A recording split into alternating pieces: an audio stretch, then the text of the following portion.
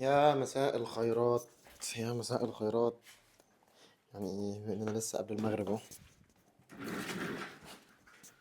يا رب نلحق نصور قبل ما الفرح اللي تحت ده يشتغل. السلام عليكم وعليكم السلام ورحمه الله وبركاته جميعا. كنت اتكلمت في اخر فيديو خالص على الوحده، وان ازاي اصلا احنا بنحس الوحده، اسبابها، وليه بتفضل تطاردنا، والشعور بالوحده بيفضل يطاردنا مدى الوقت اللي احنا عايشينه، ومدى طول ما احنا يعني بنحاول نهرب من الوحده هي بتجيلنا تاني. وازاي نحل الوحده دي، او اكتر 4 طرق استخدموا في حل المشكله دي. الطريقة الرابعة منهم اللي أنا اتكلمت عليها بسرعة جدا، قلت أتكلم عليها النهاردة إن شاء الله، هو إن يكون ليك حد في الدنيا إنك تتواصل معاه دايما، وإنك تكون معاه دايما، وحد هو أنت في كل خطوة هو معاك وعمره ما هيخذلك، وعنده يعني كل حاجة في الدنيا، عنده كل حاجة في الدنيا وفي الآخرة. عنده مال ما بيخلص، عنده فلوس ما بيخلص، عنده كرم ما بيخلص، كريم جدا، عظيم جدا، قوي جدا. الواحد أصلا بيبقى عايز حد كده. يعني واحد يبقى يعني في مثل كده دايما يقول لك ايه، القوي محدش يعرف ياكل لقمته. ففعلا ده انت بالك بقى، انت الحد اللي هو اللي يعني اقرب حد ليك هو القوي اللي هو ربنا. من يعني اللي مجرب الموضوع ده ممكن هو يكون عارف الكلام، الحته اللي هقولها دي كويس قوي، انه ازاي يبقى حد له علاقه مع ربنا. الحد له علاقه يعني الصلاه يعني صله، ان يكون عندك صله بربنا كده في كل حاجه في حياتك. وبرضه هذكر لك مثال عشان يعني ايه، يعني اللي لسه ما جربش الموضوع ده ان شاء الله ربنا يعني يرزقنا واياكم كلنا ان احنا نبقى في الحته دي. مثلًا لمّا بتيجي في حياتك إنك تطلب، يعني أنا مثلًا باقول مثلًا كنت بادعي ربنا يا رب ارزقني الصبر، عشان أنا كان من النوع اللي أنا ما عنديش صبر أو عندي استعجال دايمًا، فيا رب ارزقني الصبر دايمًا. فكنت أقول يا رب ارزقني الصبر، فأمّا عرفت بعدها يعني إن أنت لمّا بتدعي حاجة من ربنا هو مش بيديها لك صريحة كده، أو مش كل حاجة، في حاجات طبعًا يهب من يشاء يعني. في عقيدة اسمها أصلًا عقيدة كذلك، اللي هو إيه، يعني السيدة مريم لما كانت عايزة ابن، وهي ما فيش حد ما فيش راجل في حياتها، وما فيش أي سبب يخليها خالص، ربنا قال كذلك، وفعلا بقى عندها ابن، وعندها سيدنا عيسى. ففي طبعا كذلك، ولكن في حاجات تانية ما بتجيش إلا لازم بأسباب. تمام، أو مش لازم بأسباب طبعا، يعني ربنا قادر إن هي تديها من غير أسباب، بس هي بتحصل بالأسباب. يعني مثلا زي إيه، عشان ما نطولش برضو، الصبر. يعني أنا كنت بدعي أقول يا رب ارزقني الصبر دايما. فبعد كده لقيت فيديو، والله انا بقلب كده، اللي هو بيقول لي طالما انت طلبت حاجه من ربنا، هو راح قايل مثال الصبر ده، والله العظيم. هو راح قايل مثال الصبر ده، قال لك لو انت صبرت هتلاقي ربنا حطك، لو انت دعيت انك يبقى عندك الصبر هتلاقي ان ربنا حطك في موقف او في ابتلاء او في حاجه تخليك تتعلم منها الصبر. يا رب انا يا رب ارزقني الصبر، عشان انا انسان يعني عجول في كل حاجه في حياتي، والاستعجال عندي حاجه يعني وحشه جدا، مؤثره عليا في حياتي وفي كل جوانب حياتي. يا رب ارزقني الصبر عشان انا انسان مش صبور. سبحان الله، لقيت بعدها على طول الفيديو ده بيقول كده. ففي حاجات انت بتطلبها من ربنا، والله اصلا ان يكون ليك علاقه من ربنا كده، وفجاه حاجه انت بتدعي الصبر، بعد كده تفتح الريلز الاقي حاجه عن الصبر، اللي هو ايه ده، معقوله ربنا بيرد عليا عن طريق الريلز دي كده؟ اه، عن طريق الريلز. لسه كان كريم اسماعيل بيتكلم والله في فيديو، يقول ان في واحد صاحبه يعني ربنا بيرد عليه عن طريق الريلز. فاللي هو ايه ده، يا رب انت رديت عليا عن طريق الريلز، انا لسه كنت بكلمك امبارح في صلاه العشاء وانا ساجد، دلوقتي بترد عليا في الريلز. الموضوع ده بقى ايه، بيتكرر كتير بقى. ده بقى اللي عايز يعني، اللي هو خلاص انا مفيش وحده، انا اللي بيرد عليا، انا خلاص انا مش حاسس بشعور بالوحده، انا اللي بيرد عليا اللي خالقني، واللي خالق الفلوس، واللي خالق الصحاب، واللي خالق الاهل، واللي خالق الدنيا كلها. اللي التوب، اللي هو خلاص بقى هو صاحب كل حاجه، صاحب الاملاك، مالك السماوات والارض. خلاص انت هتعوز ايه تاني؟ والله العظيم. فحته الشعور بالوحده دي هو ما بيجيش برضو من يوم وليله، يعني اللي مجرب عارف الكلام ده، لا مره واثنين وثلاثه ويبدا يشوف رسائل ربنا. كان في حد من السلف بيحكي الحته دي كانت جميله قوي، بيقول لك ايه، يا رب يكون الصوت واضح بس. آه بيقول لك انا كنت في مره رايح ان انا للمشوار، يعني رايح لمشوار معصيه، رايح اعمل معصيه، حلو.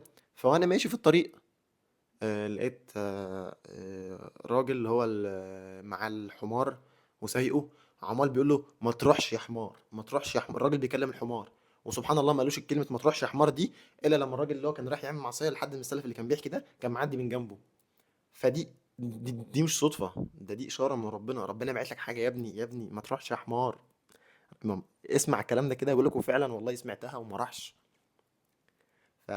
اللي عنده والله علاقة مع ربنا ومربي ويقعد يشتكي لربنا، تخيل كده انا وانت، انا عندي مشكلة وفي الشغل بتاعي قلت لك يا عم احمد انا عندي مشكلة في الشغل بتاعي، حلو، وقلت لك انا عندي مشكلة في الشغل بتاعي والله ان الحتة الفلانية ناقصة والحتة الفلانية ناقصة ومش عارف اعمل ايه وفي مشاكل بيني وبين كذا ومشاكل بيني وبين كذا والكلام ده كله. انت ما عندكش حل. يا عم اقصى حاجه هتقول لي اه معلش والله حاول، طب من هنا، طب اعمل كده، حاول، طب مش عارف جرب كذا كذا، ده اقصى حاجه هتقولها لي. انما اللي بايده نفسي ونفس المشكله واللي يعني اللي بايده نفسي ونفس الشخص اللي انا عندي معاه مشكله هو ربنا، قادر يحلها قادر يحلها. فانت بتلجأ لمين؟ انا معلش انا لجأت لك، انت بتسعى وبتجتهد زيك، لكن مين اللي بايده كل حاجه كده ويتحكم كده، يودي ده هنا ويودي ده هنا، وده لا هنا وده لا هنا؟ هو ربنا. فانت معلش كده، انت لما بيكون عندك حلين، حل انك تكون علاقتك بده ولا علاقتك بده، هنا ولا هنا. فحته العلاقه بربنا دي كفيله ان هي يعني تقضي على الشعور الوحده ده تماما، وعن تجربه. ماشي، انا ما طبعا مش محتاج ان اقول عن تجربه انا مين يعني عشان اقول، يعني ما فيش بشر يقدر يقول عن تجربه طبعا، او فيش حاجه ان هي يعني تقول ايه، تثبت ان هي ان كلام ربنا صح. لا هو ده صح، بس انا بقول لك ايه، عشان في ناس بتبص يعني مثلا في ناس بتتعامل معاها لما أجي اتكلم معاها مثلا او تتكلم في نقطه معينه، هي عايزه حاجه ماديه، عايزه حاجه ملموسه، او عايزه حاجه تجربه ملموسه، تجربه قدام عيني. يا ابني الحاجات دي ما يعني في حاجات ما ينفعش يبقى فيها ماديات وحاجات ملموسه او تجارب لازم تؤمن بيها. لا هو كده. فده يعني لو لا قدر الله 1% او 2% من بيتفرجوا على الفيديو، بس الحته دي عشان كده بقول لك ايه عن تجربه، غير كده هي مش محتاجه يعني انا اقول كده. من ايه تاني ممكن نتكلم عليه عن الوحده؟ فين؟ مش دي، بس من برضو الامثله الجميله قوي، مش بس في الحته اللي انا بقولك عليها دي.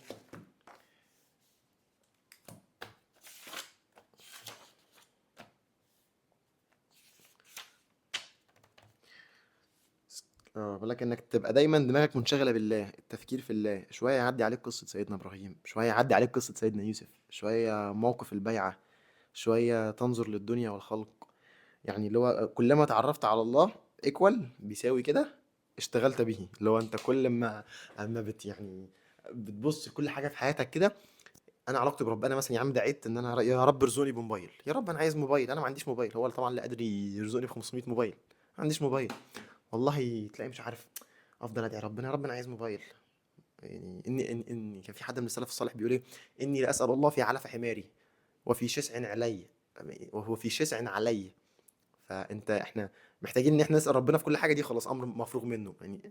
علف حماري اللي هو ربنا هي انا هروح اسال ربنا في علف حماري، انت تساله في كل حاجه.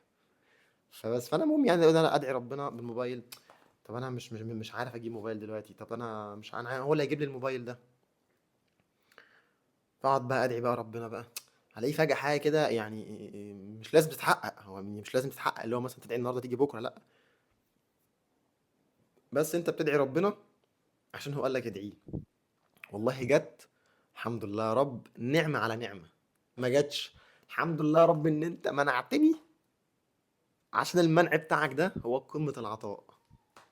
سيدنا عمر كان بيقول ايه، آه آه انا لا اسأل الله كان فيما معناه اللي هو انا مش بسأل ربنا، مش بقول له انا عاوز ايه، لاني انا لا ادري على ما اصبحت، يعني على ما احب هو خير لي او لا، اللي هو فيما معناه يعني انا ما بسألش ربنا، يعني انا بدعي الدعوه وخلاص هي خرجت مني، حصلت او ما حصلتش انا ما اعرفش الخير ليا فين، فسواء ده او ده فانا في قمه الانبساط. انا بايد ربنا، هو ربنا هو اللي عمل لي كده، هو اللي اختار لي، انا اختياري انا اللي اختيار ربنا، اختيار ربنا خلاص يا عم، انا ايه انا، والله العظيم مش مهم دعوتي، انا اللي ربنا قال لي عليه ان ادعي بس. والحمد لله من فضله وكرمه علينا ان الدعوه ما بتروحش في الارض، انت دعيت وخلاص، انا يا رب انا عايز كذا، خلاص هي الدعوه خرجت منك خلاص وصلت لربنا. انت بقى ربنا بقى مش يعني مش او لا هتحقق او لا، هو في كلتا الحالتين انت كسبان طالما انت دعيت. خلاص ادعوني استجب لكم. الاستجابه بقى توصل لك او توصل لنا او توصل لي بالطريقه الاحسن اللي ربنا شايفها لي، مش اللي انا شايفها، ان انا احنا معلش يعني احنا الانسان عجول ظلوم جهول، يعني ما نعرفش. وده برضو يعني، وده من يعني اغلبنا عارفين الكلام ده يعني اللي اتحرك في حياته وجرب مره واثنين وثلاثه راح نقطه وفشل فيها، وكان نفسه في حاجه يعملها معينه وراح عملها، لقاها ما تستاهلش او مش هي اللي انا عاوزها او مش دي، بس كنت مجرد ان انا شايفها ان هي حلوه والكلام ده كله. فبيرجع يقول اه فعلا انسان جهول فعلا، والله ما كانش يعرف حاجه. ولما يتمنع من حاجه بعد كده يعرف ان الحاجه دي وحشه، فعلا انسان جهول. فالحاجات اللي احنا اللي اتقال دي ما هي الا من تجارب، ومش محتاج كمان تجارب، ولكن ما هي الا من تجارب ومجربه يعني. كنت بقول لك انك تبقى دايما منشغل بالله والتفكير في الله. كلما اتعرفت على الله اشتغلت بيه فعلا والله. كل يعني ما تيجي تبص في كل حاجه في حياتك على انها من عند ربنا، او يعني ازاي ربنا بيعاملك فيها، كل ما دماغك دي فضلت منشغله بربنا. اللي هو يعني انا مثلا معايا القلم ده، والله يا رب الحمد لله يا رب ان انت خليتني اعرف اكتب. في غيري ما يعرفش يكتب. في غيري معلش، انا احسن من غيري في ايه؟ عشان ربنا يعلمني انا الكتاب ما علموش هو.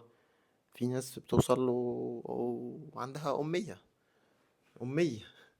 فأنا يا رب إيه اللي أنا عملته في حياتي عشان تخليني أطلع بعرف أكتب وأقرأ؟ مفيش حاجة، فضل ونعمة من ربنا. أجي أمسك الموبايل، يا رب أنا عملت إيه في حياتي عشان يبقى عندي موبايل؟ ما في غيري أقوى مني وقريب لربنا أكتر مني وما عندوش موبايل. يا رب كل حاجة في حياتك كده إنك تقعد تبص فيها كده، اللي هو إيه، أنا منشغل يا رب إزاي، أنت كريم أوي يا رب، أنت أكرمت عليا ومنيت عليا. وكل ما بتقول كده كل ما تحس ان ربنا جنبك، كل ما تحس ان انت في كل خطوة ربنا معاك. ده انا ربنا رزقني بالقلم ده، بالمنديل ده، بالكراسة دي، بالكتاب ده، بالكشكول ده، بالستيكي نوتس دي، باللزق ده، كده. اللي هو انت ايه يا ابني انت، والله العظيم نقعد نحس كده ان ربنا جنبنا في كل حاجة، في ابسط الاشياء. انت اصلا لما تلاقي تقعد تبص لحياتك كلها كده، اللي هو ايه، انت نازل مشوار مثلا، يا رب الحمد لله يا رب انا نازل سترتني بهدوم، الحمد لله يا رب خليني امشي على رجلي، رغم ان احنا بنمشي نخش المولات وبنخش اي حته، البنك، كليه، جامعه، بنلاقي كده سلم عادي ومطلع كده. اشمعنى عمرك ما استخدمت المطلع ده واستخدمت السلم؟ عشان ربنا رزقك انك تطلع على السلم ده، ربنا ما قالش انك تطلع على المطلع ده بكرسي متحرك. احنا عملنا ايه عشان ما احنا ايه اللي جوانا او اللي احنا عملناه عشان ربنا يخلينا في المنطقه دي؟ فضل ونعمه ورحمه منه بس. كل ما يكون واحد منشغل بالله ومنشغل بان اقرب حد ليه هو ربنا، ويبني علاقه مع ربنا، ويقعد كده يتذلل، والله العظيم ما بتيجي غير بالتذلل. يعني هي بتيجي ما بتجيش غير كده، ان هو تقعد تتذلل لربنا كده، يا رب انا انت اللي خلقتني، وانت اللي قادر على كل حاجه، وخلقتني وخلقت المشكله اللي انا فيها، وخلقت الابتلاء اللي انا فيه، وخلقت والحياه النعيم النعمه اللي انا فيها والنعيم اللي انا فيه، انت اللي خلقته، خلقت كل حاجه. اعمل لي كذا، انا نفسي في كذا، انا عاوز كذا، يا رب انا عايزك تفكني من الابتلاء ده، انا مش قادر استحمله. او يا رب انا مثلا انت خليتني ابتلي في الدنيا عشان ابقى حلو في الاخره، خلاص انا راضي بيه كده. ما بتجيش غير بكده، تبني علاقة بينك وبين ربنا. وده اسأل اللي مجرب. طبعا مش أأكد تاني إن احنا مش محتاجين نسأل حد، بس لكي يطمئن قلبك قلبك مش هيطمن غير لما تشوف نتيجة. احنا قلبنا كبشر كده، لأن احنا ايه، لسه قايلين احنا ايه، عجولين، مستعجلين دايما. فبس يعني والله ما في أجمل من إن الواحد يبني علاقة مع ربنا. خصوصا الشعور بالوحدة أكتر شعور دلوقتي موجود، يعني يمكن من اكتر ثلاث شعورات او اكتر ثلاث مشاعر اكتر ثلاث مشاعر متحكمين على البشرية حاليا في العصر اللي احنا فيه ده، هو الشعور بالوحدة. فربنا يعني يجعلنا من يعني قريبين منه، وعندنا العلاقة الكافية اللي بيننا وبين بعض، بيننا وبين ربنا، وخلينا نعرف نشوف كده لطف ربنا في حياتنا ونعمه علينا في كل الأوقات. وبس يعني الموضوع جميل، والله لو أنصح حد إن في بداية حياته أهم حاجة يهتم بيها، وأكتر علاقة يهتم بيها ويسعى ليها، ومهارة وكل حاجة في حياته كلها، لأن مش كل حاجة حاجات ظاهرية بس. أنا طبعا المهارات كلها جميلة وزي الفل، اعملها، دي مش حاجة لا غبار عليها، ولكن أهم حاجة والله والله الواحد يعملها في حياته هي إنه يبني علاقته مع ربنا. وما بتجيش من يوم وليلة، ما بتجيش من أسبوع، لا تبني كده يا بص، تسعى كده وتشتغل عليها كتير وتبني علاقتك بربنا.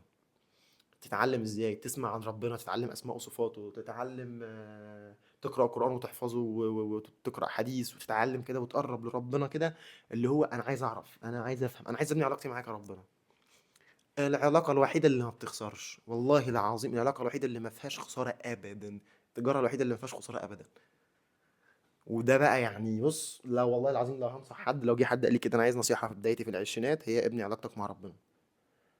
هتاخد بقى زي ما تاخد بقى وقت. في ناس بقى تاخد معاها شوية، ناس تاخد معاها كتير، ناس طول الحياة كلها. هي كده. طول الحياة دي كلها انت يعني مش عمال بتبني، لا انت بتشوف اثر ده وانت بتبني. انت انا قصدي تبني ده اللي هو مش مجرد انا خلاص النهارده انا من السنة دي لحد السنة الجاية هقرر ان انا هبني علاقتي مع ربنا، فخلاص السنة الجاية خط بقى خلاص بقى بعد كده هعيش بقى ايه ب... يعني بسابق ب... يعني بالمجهود اللي انا بذلته في السنة دي. لا، هو انت بتفضل طول حياتك. وده اجمل حاجه فيها، ان انت مش مجرد بتتعب فتره معينه بعد كده بتشوف النتيجه. لا، انت مجرد ما بتخش على الطريق بتشوف النتيجه، وبتفضل بقى انت ايه تقرب لربنا. يعني هنروح بعيد ليه؟ بقول لك كل الناس مؤمن وكافر عندهم استطاعه لكن ما بيصليش ليه؟ سهم. عشان ربنا ما وفقهوش. طب ليه ربنا ما وفقهوش؟ سهم. عشان العبد ما راحش لربنا وطلبه. انت مش عاوزني، خلاص روح. انت ما جيتليش وطلبت مني. طيب فربنا يوكله الى نفسه. سهم. نفسه هتقول له ايه؟ تيجي ما نصليش، تيجي نعس الله. نفس اماره بالسوء. فبس يعني هو اكتر حاجه برضو نصيحه اقولها لاي حد في بدايه العشرينات وبدايه حياته، يبني علاقته مع ربنا. دي هتخليك بقى تشتغل في كل حاجه. لما تعرف يعني ايه تبني علاقتك بربنا هتخليك تعمل كل حاجه في حياتك، يبقى عندك انتاجيه، تعرف تبقى مكانك كويس جدا في الوظيفة، هيئتك كويسة. لأن ده الدين ودي الفطرة. الدين بيهتم بالفطرة، الدين بينمي الفطرة. الفطرة إن إحنا نبقى كويسين، مظهرنا حلو قدام الناس، أسلوبنا حلو في الكلام، الناس تحبنا، كل ده الدين بيبنيه. فعشان كده لما بقول لك تخليك مع ربنا، هتلاقي نفسك عمال بقى بتبني الحاجات دي كلها. يقول لك إيه ده؟ كان الرسول صلى الله عليه وسلم يهتم بهيئته. هو كان النبي صلى الله عليه وسلم يهتم بهيئته، لبسه وشكل. إيه ده؟ طب ما الدين بيقول كده. والله انا من بكره بقى هبدا بقى اهتم بلبسي وبشكلي. كان وصف النبي هو صعب بصراحه، انا ما حفظتوش يعني، ولكن هو او مش حافظه. وصف النبي يقول لك كان كتفه عريض، وكان جسمه قوي وبنيان قوي بتاع. انا هنزل اروح الجيم بقى وهعمل. انا بقتدي بالقدوه بتاعتي اهو. صح، الاسوه الحسنه. فالدين هيجيب معاك الدنيا كلها كلها. والله العظيم مش عارف ده كان بيهتم بايه تاني بقى، مثلا في التجاره. اه لا، ده انا هشتغل وهعمل وهبني كذا وكذا وكذا. ده كان اقرب الناس ليه اهله. اه والله لا، ده انا عيلتي مش عارف ايه هبنيها والكلام ده كله. هو الدين بيجيب الدنيا. ودي احلى حاجه في لطف ربنا علينا. بس السلام عليكم. عشان يعني ايه خير الكلام مقل، ده اللي حاسس ان انا طولت كتير قوي كده. احنا بقالنا قد ايه؟ 18 دقيقه. الحمد لله. الحمد لله. السلام عليكم.